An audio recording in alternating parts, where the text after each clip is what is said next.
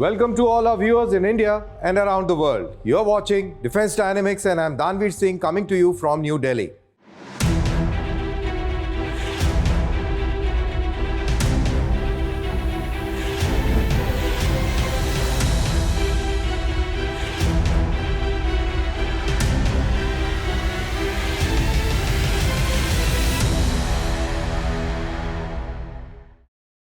On Defense Dynamics, we talk about how the Agni-III test gives India's strategic signaling to both China and Pakistan. Why the making of India's 6th generation advanced multi-role fighter aircraft AMCA by the private players is all about recognizing a hard strategic truth. And what it means by winning the low sky, what's the Indian Army's rejig on radar coverage, how the rise of middle powers convert the arms market into a new battlefield. And in my take, we discuss Pakistan, the structural collapse, and the looming regional shock. All this and far more, but first the global defense headlines. India and Greece have reaffirmed their strategic partnership during talks between Defense Minister Mr. Rajnath Singh and Greek counterpart in New Delhi. Both sides agreed to deepen defense industrial cooperation, align Atmanirbhar Bharat with Greece's Agenda 2030, and signed a 5-year joint declaration of intent, a new military cooperation plan for year 2026, and Greece's decision to post a liaison officer at IFC-IOR, underlying growing maritime and regional security cooperation. The Indian Air Force is conducting a joint in-situ air exercise with Royal Thai Air Force to enhance operational coordination. Su-30 MKI fighters, AWACS, Airborne Early Warning and Control, and IL-78 refueling aircrafts are participating alongside Thailand's Gripen jets. The exercise aims to boost interoperability and strengthen Indo-Thai defense cooperation in the region. The Indian Army has handed over 50 military utility vehicles to Nepal Army at India-Nepal border. The vehicles will be formally presented in Kathmandu by the Indian ambassador to Nepal. The initiative reinforces capacity building efforts and reflects the deep-rooted defense partnership between the two nations. Iraq has deployed CH-5 long-range unmanned aerial vehicles to Al-Asad Air Base in Al-Anbar province. Army Chief of Staff General Abdul Mir Rashid Yarallah inspected the drones, including one armed with missiles, and reviewed their control systems. The deployment signals Iraq's push to strengthen aerial surveillance and strike capabilities. The United Kingdom has agreed to transfer a former Royal Navy hydrographic vessel HMS Enterprise to the Bangladesh Navy. The transfer follows a government-to-government agreement signed in Dhaka on February the 8th. The vessel will enhance Bangladesh's maritime security, research capabilities, and disaster response operations. Anglo-German firm Hypersonica has successfully conducted the first test flight of its prototype hypersonic strike missile in Norway. The missile exceeded Mach 6 speeds and covered a distance of over 300 kilometers, with all systems performing as planned. The milestone supports Europe's goal of developing a sovereign hypersonic strike capability by year 2029, in line with NATO requirements.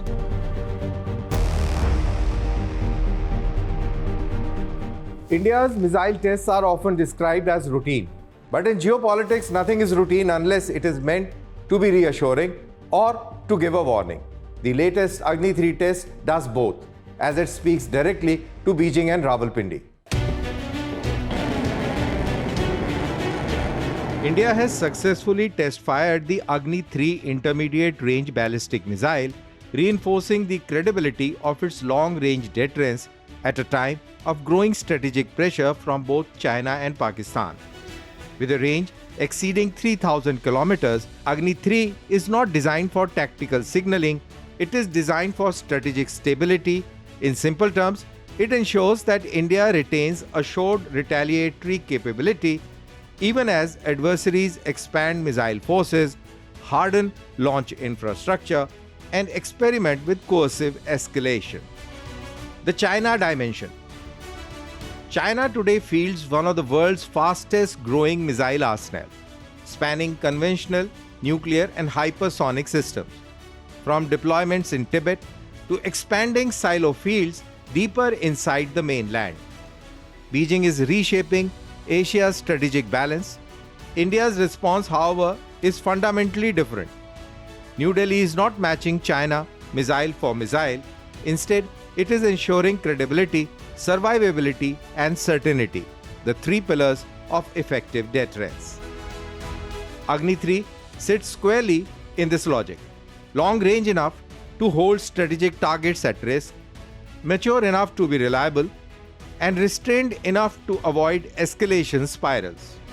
This is deterrence by assurance and not intimidation. The Pakistan dimension. For Pakistan, the message is even more direct. Rawalpindi's long-standing strategy of sub-conventional conflict under a nuclear overhang depends on the belief that India can be deterred from escalation. But Pakistan's internal instability, from Balochistan to urban terrorism, is weakening command cohesion and strategic predictability. In such an environment, India's deterrence posture must account not just for intent but for miscalculation. Agni-III reinforces a clear red line. Any attempt to leverage nuclear ambiguity or externalize internal crisis will fail. India's deterrence architecture does not wobble with political noise across the border. Why this test matters? The timing of the test matters. China is pressing militarily along the line of actual control. Pakistan is fragmenting internally while retaining escalation tools. The global nuclear signaling has become more casual, more dangerous. Against this backdrop, India is signaling three things simultaneously. To China, coercion will not translate into strategic advantage. To Pakistan, instability does not dilute consequences. To the world, India remains a responsible nuclear power committed to restraint. There were no headlines demanded, no adversaries named, no threats issued. That's precisely what makes the signal strong. India's successful test fire of the nuclear-capable Agni-III missile from Odisha's integrated test range at Chandipur validated all operational parameters, including its two-stage solid propellant system and 3,000-plus kilometer range. Conducted by the Strategic Forces Command, this user trial reinforces India's credible minimum deterrence and second strike capability, complementing the nuclear triad with assets like INS Arihant, submarine patrols. Amid LAC standoffs with China and Pakistan's instability, Agni-III ensures survivability against expanding regional arsenals without fueling arms race. This restraint signaling underscores India's commitment to strategic stability in a volatile Asia. In a region crowded by noise, restraint, backed by capability is power. India is not changing the strategic balance. It is ensuring that no one else can change it either. India's fifth-generation fighter program is no longer just about stealth and speed. It's about who builds India's future air power and how. In a move that signals a deep structural reset, Hindustan Aeronautics Limited will not be the sole prime contender for the Advanced Medium Combat Aircraft project. And that decision carries consequences far beyond one aircraft.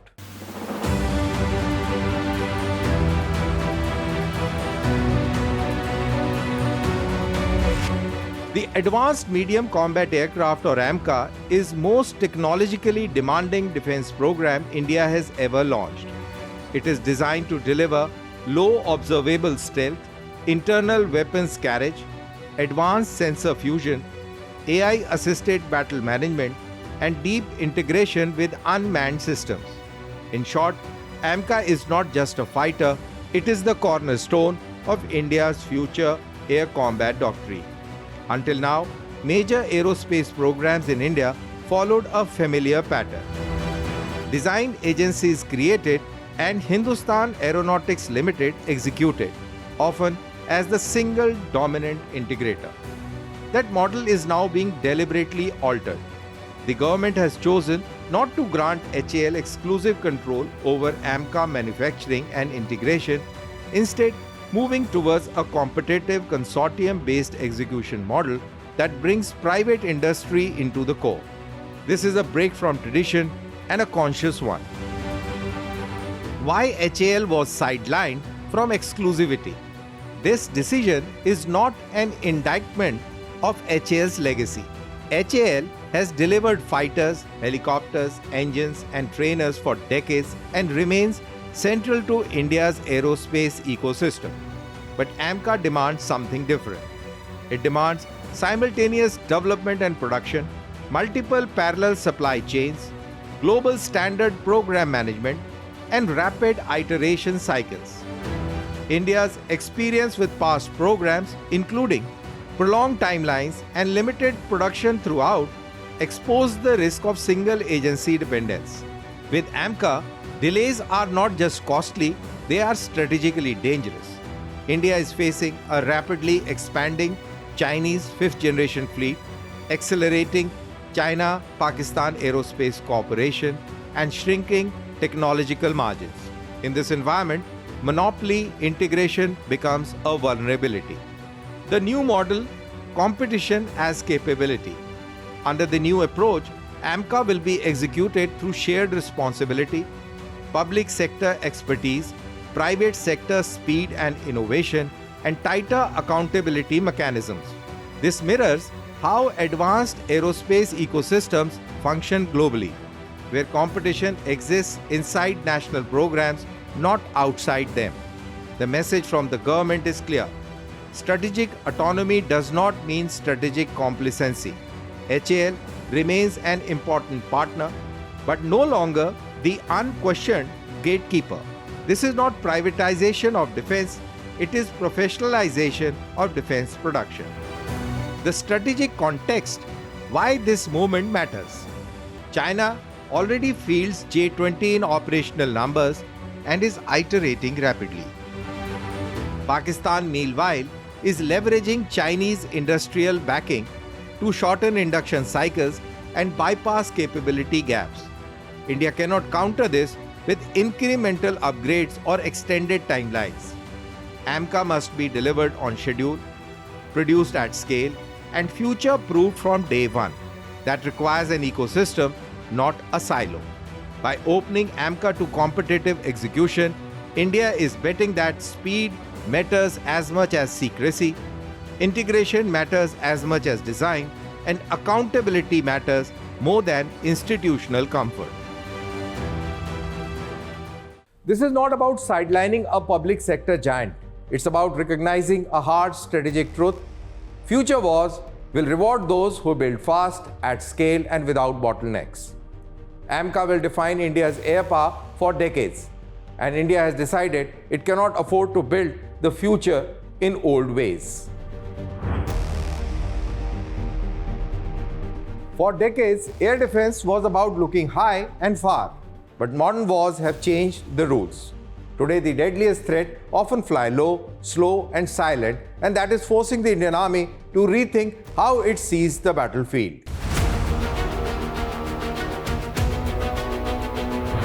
Low-level lightweight radars. The Indian Army has initiated fast-track procurement of low-level lightweight radars, a move aimed squarely at countering drones, loitering munitions, cruise missiles, and small aerial intruders. To understand why this matters, you need to understand how modern threats operate. Most conventional military radars are designed to detect fast-moving aircrafts at medium to high altitudes over long distances. They work well against fighter jets, transport aircraft, and large targets. But drones don't play by those rules. They fly extremely low, often hugging terrain at low speeds with tiny radar signature. This is where traditional radar struggles. Low-level, lightweight radars are built specifically to plug that gap. How these radars are different? First, the altitude focus. Unlike conventional radars that scan the sky in wide vertical arcs, low-level radars concentrate their energies close to the ground, where drones and cruise missiles operate. Second, target sensitivity. They are tuned to detect small, low RCS targets which would otherwise get lost in background clutter like birds, buildings, or terrain. Third, mobility. These radars are compact, vehicle-mounted or man-portable, rapidly deployable in forward areas. Traditional radars are often static or semi-static, making them slower in repositioning. Fourth, faster reaction time. Low-level radars are designed to integrate directly with counter-drone weapons, air defense guns, and missile systems, cutting down the sensor-to-shooter cycle. In modern combat, detecting a drone is useless unless you can neutralize it within seconds. Fifth, networked warfare. These radars feed data into networked air defense grid, allowing multiple sensors to share tracks and build a clearer battle picture. This layered approach compensates for limitations of any single radar. Why the Army is fast-tracking this? Recent conflicts from Ukraine to West Asia have proven one thing beyond doubt. Low-cost drones can inflict high-value damage. By fast-tracking these radars, the Indian Army is adapting to drone swarms, cross-border UAV intrusions, and saturation attacks designed to overwhelm defenses. This is not just procurement decision. It is an acknowledgement that air defense is no longer about altitude, it is about awareness. Wars are now fought in space most radars once ignored, that is just above the ground. And by changing how it sees the sky, Indian Army is changing how it will fight. A missile launcher deal signed in Europe this week may look commercial on the surface, but scratch deeper and it will tell us something far bigger. The global arms market is no longer just about weapons, it's about alliances, autonomy, and strategic trust.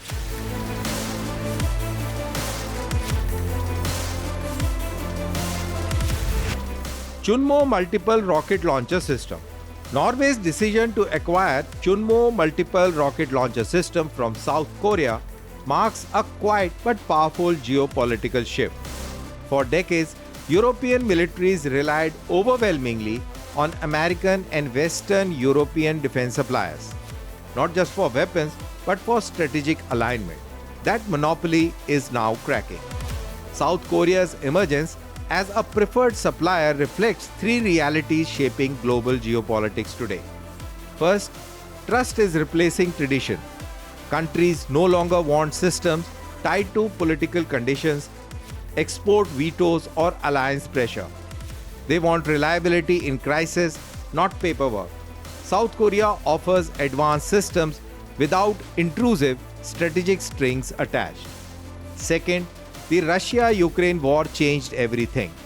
Europe has learned the hard way that wars are no longer short, symbolic, or limited. They demand sustained ammunition supply, rapid replenishment, and scalable firepower. Chunmoo's modular design fits that doctrine very perfectly. Adaptable, mobile, and built to high-intensity conflict. Third, the rise of middle powers in defense manufacturing. South Korea's success signals the rise of middle powers as serious defense exporters, nations that combine technology, speed, and strategic neutrality. This matters for India because India is positioning itself in the same space, not as a bloc enforcer, but as a reliable, independent defense partner. The old arms market was hierarchical. The new one is transactional, strategic, and interest-driven. The Western dominance is no longer guaranteed. What this means for India? For New Delhi, this shift carries two messages. One, the global market is open to credible non-Western suppliers. Two, defense exports are now instruments of geopolitical influence, not just revenue. India's push to export artillery, missiles, radars, and platforms is not happening in isolation. It is part of global realignment where countries want options, not dependence. The Chunmoo deal is not about Norway choosing South Korea, it's about Europe choosing flexibility over orthodoxy. Norway's $922 million deal with Hanwha Aerospace for 16 Chunmoo launchers and precision-guided missile outbids the US high-mobility artillery rocket system and European rivals prioritizing speed, cost and performance. This modular system enhances Norway's high-intensity warfare capabilities, reflecting Europe's shift towards reliable neutral suppliers amid Ukraine lessons. For India, it validates the rise of middle powers in defense exports, boosting New Delhi's push for indigenous systems like Pinaka without alliance dependencies. In a transactional arms market, such deals signal flexibility over strict doctrine, reshaping global strategic alignments. Wars no longer decide geopolitics alone. Who supplies the weapons, who delivers on time, who stands reliable under pressure, and that's where power is shifting. The world's arms market is showing us exactly where that shift is moving ahead. And now on defense dynamics, my take. Pakistan, the structural collapse and the looming regional shock. What we are witnessing in Pakistan today is not a temporary security crisis. It's a structural breakdown with implications far beyond its borders. Pakistan today is battling multiple internal fires and none of them are under their full control. In Balochistan, militant attacks against security forces and infrastructure have intensified. This is not ideological extremism alone. It is a political revolt rooted in decades of alienation, resource extraction, and military dominance without consent. Gas, minerals, ports, all taken out. Political voices, economic dignity kept out. Now contrast is with a suicide bombing inside a mosque in Islamabad, the heart of Pakistan's power structure, where terrorism penetrates places of worship, that too in the capital city, and supposedly the securest of the zones. It signals something very dangerous. It is the erosion of states' monopoly on violence. It is no longer just a law and order issue. It is a crisis of legitimacy, intelligence failure, and internal cohesion. All that once, Pakistan is not unstable at periphery anymore. Instability has reached its core. History shows that states under internal pressures often seek external diversions too. Unite domestic opinion, assert military relevance, or manufacture a security crisis. That risk cannot be ignored. For India, this means heightened vigilance, strong deterrence, and zero ambiguity on red lines.